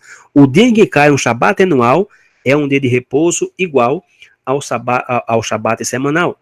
Então, de maneira tal que Yeshua não morreu antes do sábado semanal. E Yeshua morreu antes de um grande Shabat anual, um Shabat Shabaton. Por quê? Porque Yeshua ele tinha que ser o cordeiro daquela Páscoa. E vamos confirmar isso com a Bíblia, ok? Por quê? Porque, como Marcos aqui já falou, Yeshua ele fez um jantar tradicional, e é um jantar tradicional dentro do povo de Israel, dentro do povo judeu, antes da Páscoa. O que a igreja chama, por exemplo, de Santa Ceia. Que, na verdade, irmãos, não era nem uma Santa Ceia e nem era uma refeição da Páscoa. E não vou entrar aqui em muitos detalhes, porque eu tenho um estudo gravado e me esqueci de colocar na descrição, que se chama Se a Última Refeição de Yeshua Foi uma Celebração da Páscoa. E aí os irmãos podem procurar, ou depois eu coloco aqui na descrição, para que depois os irmãos possam assistir esse tema. E aí explicamos versículo por versículo que diz que ele celebrou a Páscoa, que ele comeu a Páscoa, enfim. Então esse jantar foi um dia antes, quer dizer, ou seja, vamos dizer assim, foi numa terça-feira, foi em 13 de Aviv, o qual já seria o início do dia 14 de Aviv, que naquele ano seria o que nós chamamos de quarta-feira. Agora, será que nós podemos provar isto com a Escritura? Sim, podemos. Vamos aqui a João, capítulo 13, verso 1. Ora, antes da festa da Páscoa, sabendo Yeshua que já era chegada a sua hora de passar deste mundo para o Pai. E em João 18, 28 diz o seguinte: depois levaram Yeshua da casa de Caifás para a audiência, e era pela manhã cedo, ok? Ou seja, aqui já era quarta-feira, ok? E não entraram na audiência para não se contaminarem, mas para quê? Para poderem comer a Páscoa. Ou seja, a Páscoa que seria justamente mais tarde. Então aqui diz, ok? Esse versículo aqui nos dá a chave. Yeshua fez um jantar ou uma ceia para instruir seus discípulos que na próxima Páscoa, quando eles se reunissem para partir o pão e beber o vinho, eles fizessem isso em memória do pacto renovado que Yeshua estava a ponto de estabelecer através da sua morte na cruz, se referindo ao pacto que Deus havia prometido de renovar com a casa de Israel, Jeremias 31.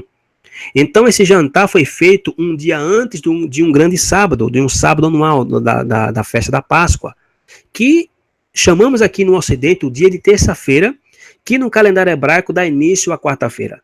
Então Mateus e Lucas estão registrando que logo após Yeshua jantar com seus discípulos, ele foi orar. E durante essa mesma noite que ele estava orando foi quando aconteceu sua prisão. Mateus 26 e Lucas 22.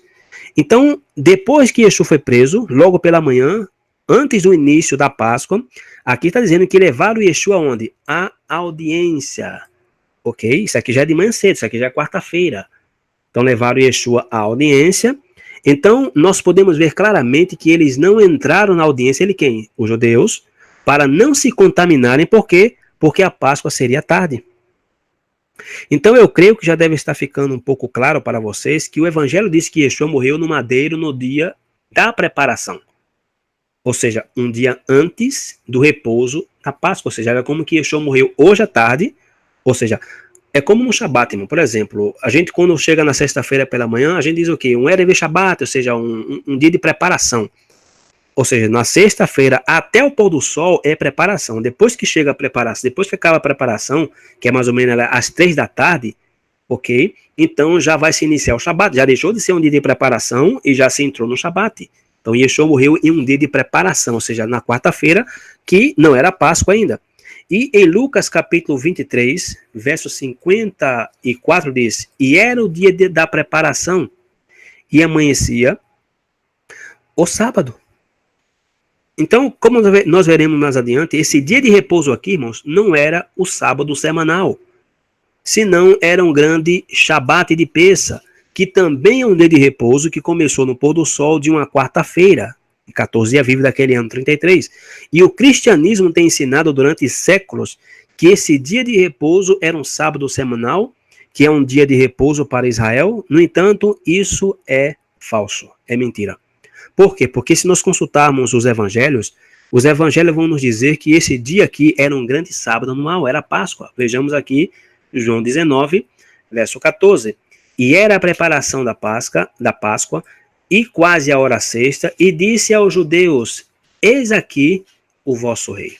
Verso de número 31. Os judeus, pois, para que no sábado não ficassem os corpos na cruz, visto que era a preparação, pois era grande o dia de sábado, rogaram a Pilatos que eles quebrassem as pernas e fossem tirados.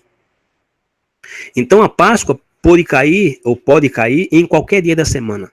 Então Yeshua, ele morreu em 14 de Aviv, que naquele ano caiu no que conhecemos agora como uma quarta-feira, às 3 horas da tarde, e ressuscitou 3 dias e 3 noites depois. Por quê? Porque no domingo pela manhã, e vamos usar assim a palavra domingo, ou o primeiro dia da semana pela manhã, quando as mulheres descobriram o sepulcro vazio, porém a ressurreição não foi ao amanhecer, ok? Não foi pela manhã. Isso aconteceu no que se conhece, irmão, no mundo hebreu, na mentalidade bíblica, vamos dizer assim, até porque não é um mandamento, no que se conhece como Motzei HaShabbat, ou como você queira chamar de Havdalah, que é uma celebração que se faz ao findar do Shabat semanal, que já faz parte do primeiro dia da semana. Por exemplo, vamos supor que amanhã não fosse Pessa, não fosse festa anual, fosse um sábado normal. E amanhã, quando a gente encerrar o Shabat, a gente faz um Havdalah, ok? Se come pão e convida outras pessoas, e quem come alguma coisa, se faz uma celebração, como que fazendo uma diferenciação entre o dia santo e os 6 dias de trabalho que vão iniciar. Então, Yeshua ressuscitou exatamente em um Motzei HaShabbat, ok? Que faz parte já do primeiro dia da semana, porém ele não ressuscitou pela manhã. Por quê? Porque observe que no primeiro dia da semana, o anjo, ele retira a pedra do sepulcro. Porém, o anjo não retirou a pedra, irmãos, para que Yeshua saísse, porque Yeshua saiu sem a pedra ser removida. Ok? Por quê? Porque depois que ele ressuscitou, ele atravessava paredes, irmão. Não precisou o anjo tirar a pedra. E o anjo tirou a pedra, não para que o Messias saísse daí, senão para que as mulheres pudessem entrar e comprovar que o Messias não estava lá. Mateus capítulo 28. Então a ressurreição de Yeshua ao terceiro dia, com manhãs e noites, é parte fundamental do evangelho. Por quê? Porque se nós seguimos a aceitação da tradição falsa de que o Messias morreu numa sexta-feira às 3 da tarde e ressuscitou ao domingo ao amanhecer, então não podemos dizer que o Messias ressuscitou ao terceiro dia. Por quê? Porque nem Albert Einstein resolveria essa matemática doida. Porque a Bíblia nos ensina que a semana que Yeshua morreu teve 2 dias de repouso, a Páscoa anual, ou seja, o Shabat Hagadol, e o Shabat semanal. E entre ambos os dias, ou seja, entre a Páscoa e entre o sábado semanal, houve um dia laboral, que foi a sexta-feira. E nesse ano aí a Páscoa caiu entre o pôr do sol de uma quarta-feira à quinta-feira. Portanto, a véspera da Páscoa, ou o dia da preparação, foi quarta durante a manhã. E isso nós podemos comprovar, irmão, fazendo uma cuidadosa leitura das narrações do Evangelho. Por exemplo, vamos aqui a Marcos, capítulo 16, verso 1, que diz o seguinte: e passado o sábado, Maria Madalena e Maria, mãe de Tiago, e Salomé compraram aromas para irem ungí-lo. Então, o famoso domingo pela manhã, irmãos, essas especiarias aromáticas já estavam preparadas. E as mulheres levaram ao sepulcro, como vai dizer aqui o versículo 2. E, no primeiro dia da semana, foram ao sepulcro de manhã cedo, ao nascer do sol. E em Lucas, capítulo 23, versos 54 ao 56, diz o seguinte: e era o dia da preparação, e amanhecia o sábado. E as mulheres que tinham vindo com ele da Galileia seguiram também e viram o sepulcro e como foi posto o seu corpo. E voltando elas, prepararam especiarias e ungüentos, e no sábado repousaram conforme o mandamento. Então observe vocês como Marcos 16:1 diz que as mulheres compraram as especiarias quando passou o quê? O dia de repouso. No entanto, irmãos, aqui em Lucas está dizendo que as mulheres prepararam primeiro as especiarias e ungüentos e depois descansaram no dia de repouso conforme o mandamento. E aqui uma das pessoas dos antimissionários, os contra o Novo Testamento, vai dizer, está vendo que o Novo Testamento é cheio de confusão? Porque aqui está uma aparente contradição. Porém, como nós podemos defender os evangelhos de Lucas e o evangelho de Marcos e dizer que os dois estão em harmonia? Não tem nada aqui de contradição.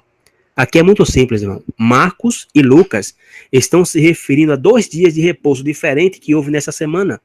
Marcos, o evangelista Marcos, ele está aqui falando, por exemplo, da Páscoa anual, o grande sábado, e Lucas está falando aqui do Shabat semanal, o sábado do 7º dia. Por quê?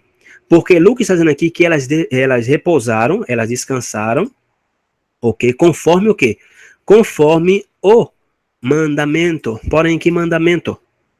Pois o mandamento que nós vemos justamente entre os 10 em Êxodo capítulo 20, versículo 11.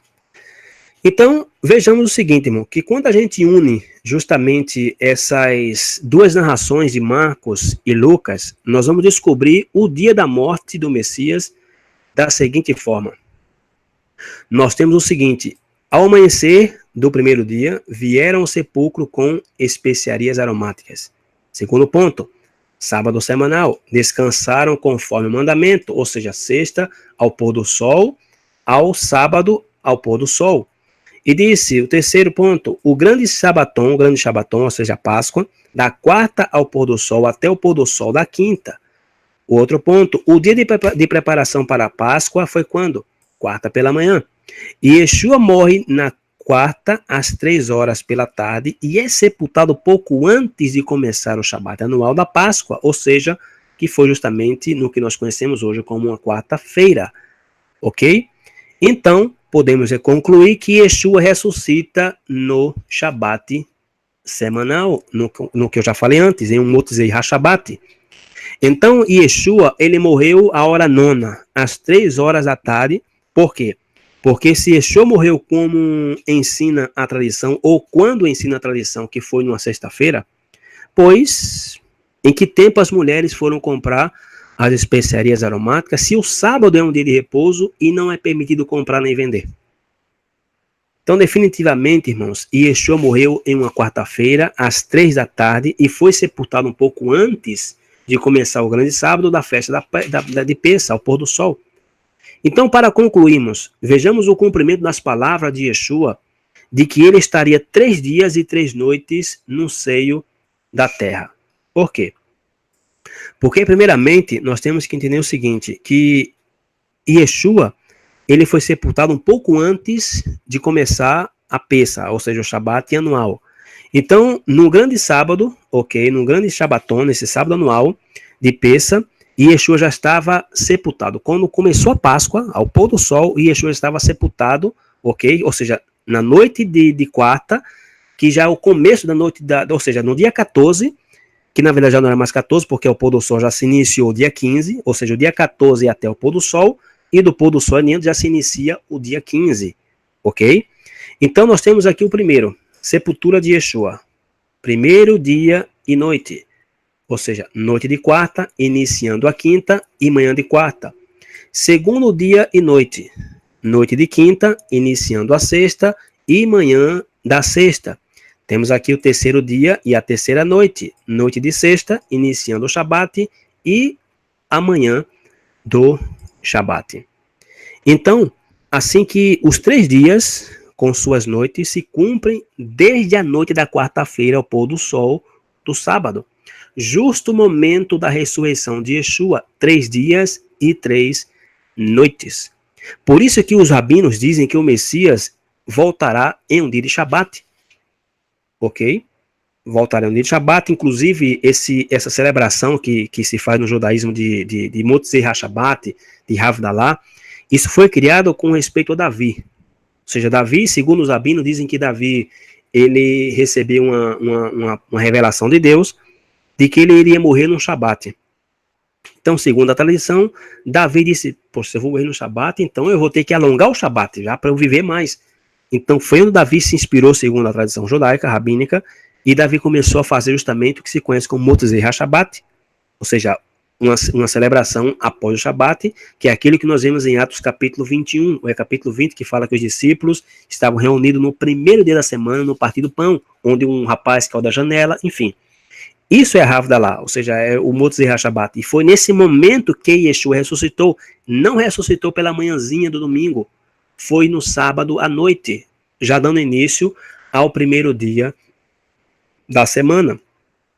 E Marcos 16, 9 diz o seguinte, e Yeshua, tendo ressuscitado na manhã, veja que como a tradução, irmãos, assim, é tendenciosa, ok?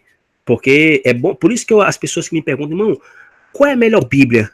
Pois todas as Bíblias que você puder ter, irmão, se você fala 3, 4, 5, 20 idiomas, uau, melhor ainda.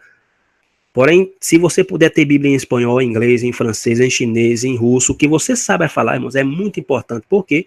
Porque uma tradução, irmão, ou seja, uma só tradução não bate muito bem, como esse versículo aqui, ó. Porque esse versículo aqui, irmão, vai derrubar a nossa teologia, por assim dizer, ou vai contradizer que Yeshua ressuscitou ao finalizar em um Shabat. Por quê? Porque ele disse aqui, olha, e Yeshua tendo ressuscitado na manhã do primeiro dia, ou seja, como que ele não ressuscitou de noite, ou seja, por exemplo, ao final do Shabat, aqui diz que ele ressuscitou na manhã do primeiro dia da semana, e disse aqui, apareceu primeiramente a Maria Madalena, da qual tinha expulsado 7 demônios. Então, como eu falei aqui, muitas pessoas aqui pegam esse versículo e vão dizer, mentira, Yeshua, Jesus não ressuscitou no sábado ao pôr do sol, domingo de manhã. Porém, o que é que disse o texto original em hebraico? E olha o que disse aqui o texto de Marcos 16, 9 em hebraico. Disse, Behu, Kasher, Kamim, Hametim, ou seja, dos mortos, Be-Erad Bashabat. E ele, quem se levantou dos mortos ao primeiro momento depois do Shabat. Esse aqui é o texto de Marcos, capítulo 16, verso 9. Que não diz primeiro dia da semana, que disse Bar-Erad Bashabat. Ok? Primeiro momento depois do Shabat. E qual é o primeiro momento depois do Shabat? Monte Zeir HaShabbat, ou Havidalá. Então, irmãos, estamos aqui diante de duas posições distintas. Qual será a correta?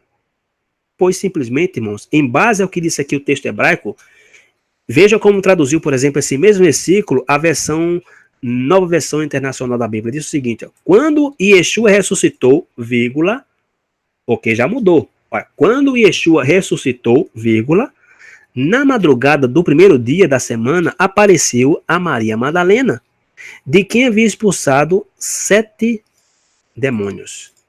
Mudou ou não mudou, irmãos? Ao sentido do que disse aqui a João Ferreira de Almeida, corrigida e fiel. Que disse que o Messias, tendo ressuscitado no primeiro dia da semana, aí bota aqui vírgula. Porém, a vírgula na nova versão internacional tá quando Yeshua ressuscitou. Aí disse, na madrugada do primeiro dia foi que ele apareceu primeiramente a Maria Madalena, de quem havia expulsado 7 demônios. Ou seja, que isso aqui quer dizer, irmãos, que o Messias, ele ressuscitou ao pôr do sol do Shabat semanal, como eu falei aqui agora, o Motzei HaShabbat, o qual dá início ao primeiro dia da semana. E em Lucas 23, verso 54, diz, e era o dia da preparação, e amanhecia o sábado. E as mulheres que tinham vindo com ele da Galiléia seguiram também e viram o sepulcro e como foi posto o seu corpo. E, voltando elas, prepararam especiarias e ungüentos, e no sábado repousaram conforme o quê? Conforme o mandamento. Então, se Yeshua morreu em uma sexta-feira, quando essas mulheres prepararam essas especiarias, se o Shabat, irmãos, é um dia de descanso, se a Torá proíbe fazer negócios nesse dia, então, elas prepararam essa especiaria em que dia? Pois no dia intermediário entre a Páscoa e o sábado semanal, que foi a sexta-feira, pela manhã. E à tarde, ao pôr do sol, elas descansaram conforme o mandamento de Êxodo capítulo 20, de guardar o dia de repouso. Então, conclusão.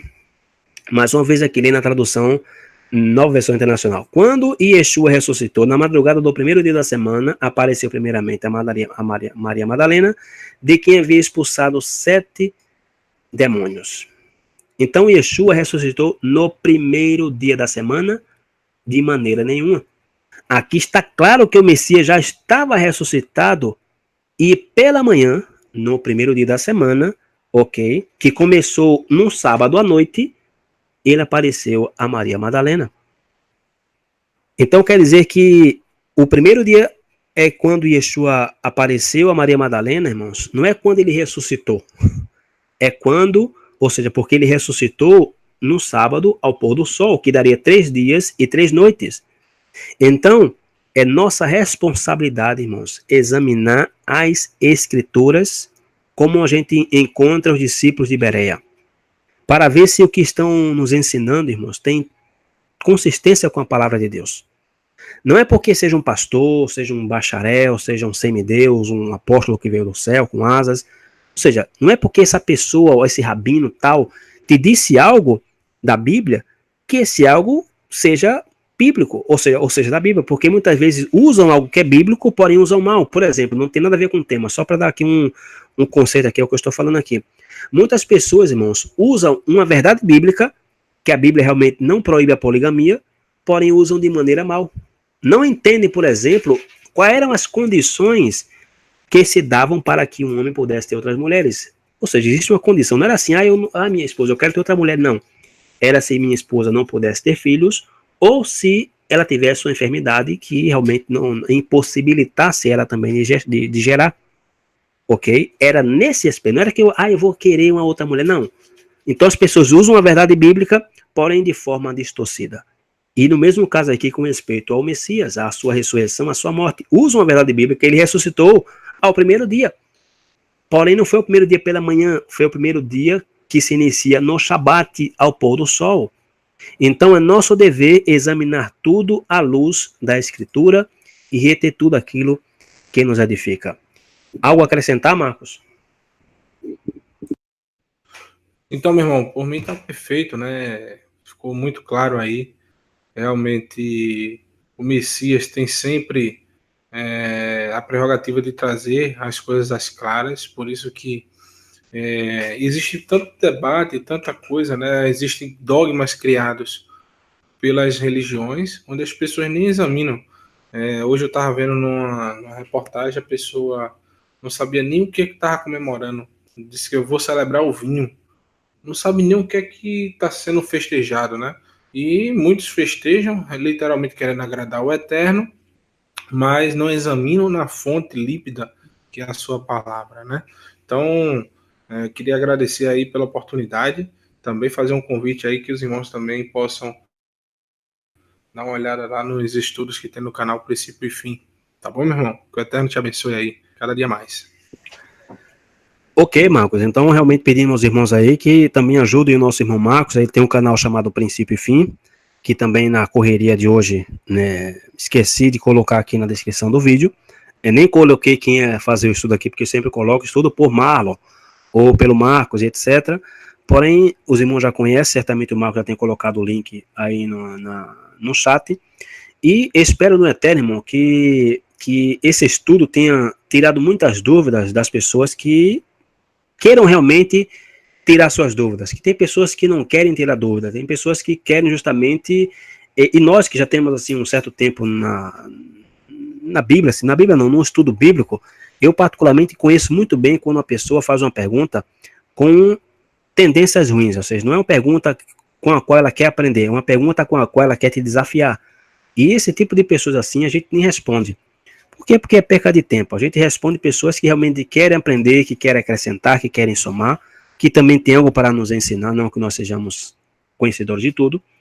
Então, espero sinceramente no Eterno que esse estudo tenha servido de bênção para o aprendizado de vocês e que o Eterno nos abençoe, irmão. O Eterno nos guarde desse Egito de confusão, dessa Babilônia que estamos vivendo, né, de doutrinas e doutrinas que cada vez mais simplesmente nos distanciam do Eterno, nos distanciam do Messias e faz as pessoas se achegar mais às tradições, né, o que não está escrito na Bíblia, ok? Então que o Eterno abençoe. Shabbat Shalom, a irmã Márcia Freita, também a irmã, o irmão Jacob Braga, irmã Marlene Martim, Márcia Freita, já falei, perdão, Cristiane Maria Lalatov, meu amigo e meu irmão Valdinei Teixeira, Cleice Machado, Shabbat Shalom, Feliz Peça, Vicente Oliveira, nosso irmão lá do Ceará, quem aqui também é Newton Carlos, que quer dizer Shabbat Shalom. Shabbat Shalom significa simplesmente um Shabbat de paz, um dia de descanso, ou seja, Shabbat tem a ver com descanso e a palavra paz tem a ver com plenitude, ou seja, que seja um sábado completo na presença do Criador. Ok? Tem mais aqui também o irmão João Guedes, lá de Limoeiro, Shabbat Shalom, boa Páscoa para todos. Bruno Hans, Feliz Peça, muito obrigado. Quem mais aqui? Joab Talmidim. Mais aqui quem? Mauro Sérgio, boa noite, meus irmãos. E peço aos irmãos também que orem pelo irmão Mauro, né? Tem passado por um problema de saúde já há um bom tempo, para que o Eterno ajude, né? Para que o Eterno tenha misericórdia e para que o Eterno faça a vontade dele na vida do irmão Mauro Sérgio, nosso irmão do Rio de Janeiro. Também aqui o irmão Osés Guimarães, o irmão Luiz Shabbat Shalom, Gilberto Gonçalves Silva, Adriana Galindo, Lucas Pacheco, Marcos Aurélio, que está comigo, Cris e Reinaldinho, Angelita Costa, e mais quem aqui, meu pai, Tana Cerqueira, e Fernandinho Almeida, mais alguém aqui, deixa eu ver aqui, Luiz Carlos da Silva Barros, e um nome aqui em inglês, Quante, me perdoe. Qual foi o dia certo, então, que Yeshua ressuscitou? Pois a gente acabou de falar aqui no estudo, foi um Shabat, porque por isso que ele falou que ele é o Senhor do sábado, ok? Ele vai reinar no sábado, se espera assim que o Messias volte no sábado, ok? O Messias sempre trabalhou em base ao sétimo, ou seja, o padrão de Deus é sempre em base ao sétimo dia. Moisés viveu 120 anos, que dá um total de mais ou menos de 6.000 anos, ou seja, de 50 jubileus, né? E ao sétimo milênio, ok, Yeshua reinará como rei sobre a terra. Por isso que diz que Moisés morreu com 120 anos de idade, porque está relacionado justamente com o tema da redenção. E aqui temos também um irmão chamado José da Arimateia, okay, o que está simplesmente que comprou ao corpo do Messias, Rio Grande do Norte, Carlinhos do Eterno, do Wallace Freire, princípio já falei. Enfim, meus irmãos, muito obrigado. Que o Eterno abençoe vocês, um ótimo Shabat, uma ótima festa de Pêssah, desfrutem e que o ano que vem seja em Jerusalém. Shalom a todos.